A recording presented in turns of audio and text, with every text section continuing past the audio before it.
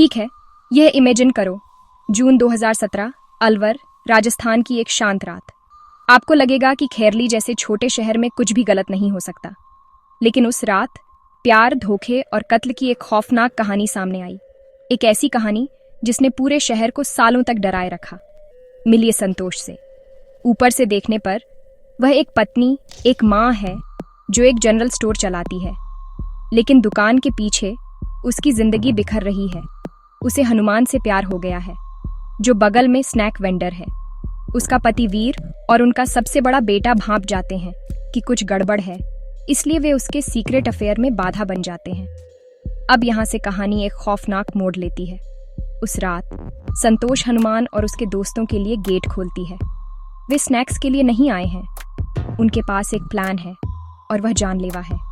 Original idea, वीर और सबसे बड़े बेटे को मारना, लेकिन लालच, डर या शायद सिर्फ खून खराबा हावी हो जाता है। परिवार के 5 सदस्यों का कत्ल कर दिया जाता है। संतोष का पति, उसके 3 बेटे और एक भतीजा। कत्ल का हथियार, एक कसाई का चाकू। संतोष उसे रोकने के लिए उंगली भी नहीं उठाती, वह बस वहीं खड़ी देखती रहती है। और फिर वह पूरी रात अपने ही परिवार की लाशों के बगल में बैठी रहती है। क्या आप इमेजिन कर सकते हैं उस रात की खामोशी, वह खौफ? अगली सुबह संतोष नाटक करने की कोशिश करती है।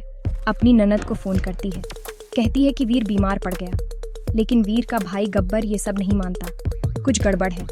और फिर असली खुलासा, एक 9 साल का बेटा, इकलौता गवाह।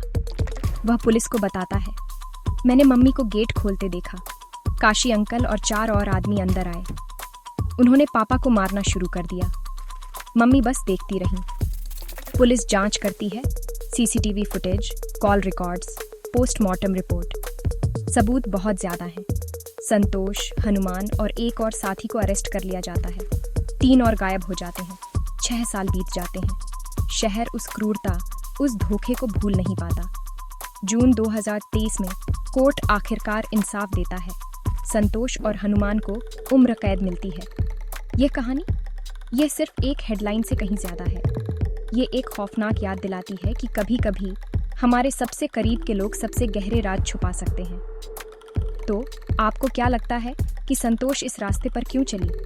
प्यार, लालच या कुछ और भी गहरा? मुझे कमेंट्स में बताएं और अलर्ट रहें, क्योंकि आपको कभी नहीं पता कि बंद दरवाजों के पीछे क्या छिपा है।